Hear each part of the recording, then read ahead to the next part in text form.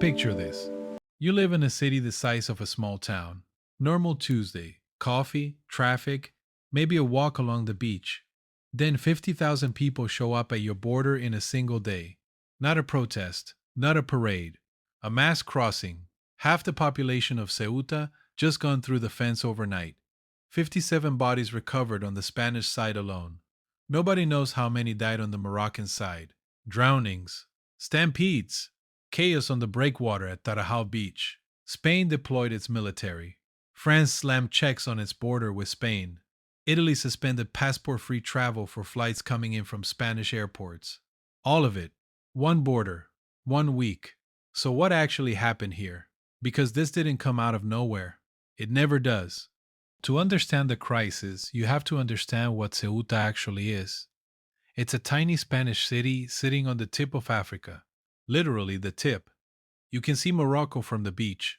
It shares a land border with Morocco, and that makes it, along with Melilla further east, the only place on earth where you can walk from Africa into the European Union. That's not a minor geographic footnote, that's a pressure valve.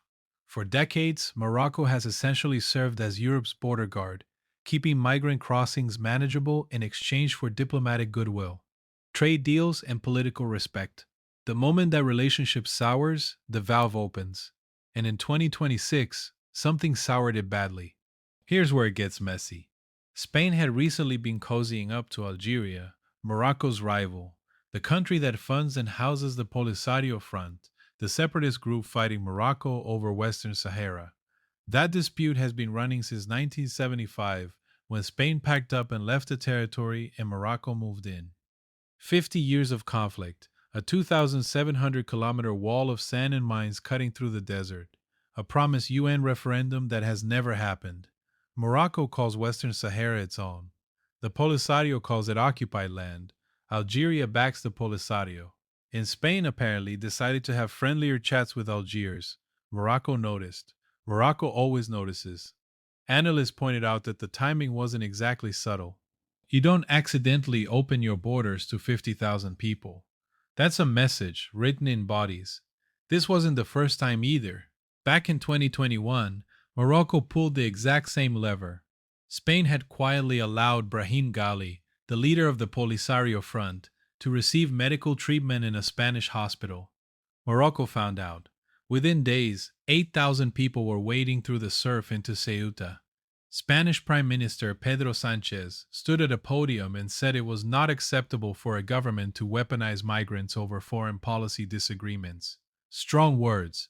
The kind of words that sound great until you realize the situation resolved itself only after Spain eventually backed Morocco's autonomy plan for Western Sahara.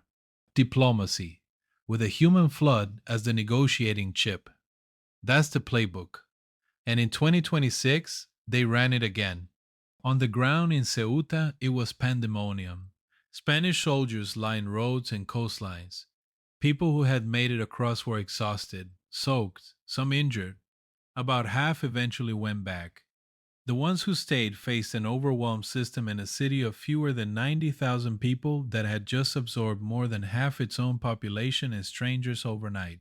Meanwhile, in Beni Insar, the Moroccan border town on the other side, things were uglier.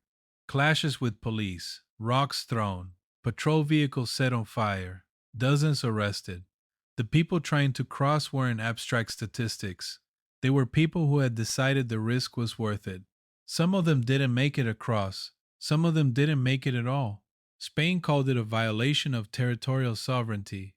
Europe called emergency meetings. Morocco said very little officially, which was itself a kind of statement. The Western Sahara dispute still has no resolution.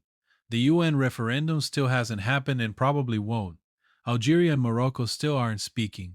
And the agreement that was supposed to keep Spain and Morocco cooperating on border control, the bilateral deal, the one where Morocco gets political respect in exchange for managing the flow of people, that deal depends entirely on trust. The moment trust breaks, 50,000 people show up on your beach on a Tuesday. That's the arrangement. Not a treaty, not a law, just a handshake held together by geopolitics. And the second that handshake slips, the coast of southern Spain becomes the front line of something much bigger than a border dispute between two countries. It becomes the edge of Europe itself.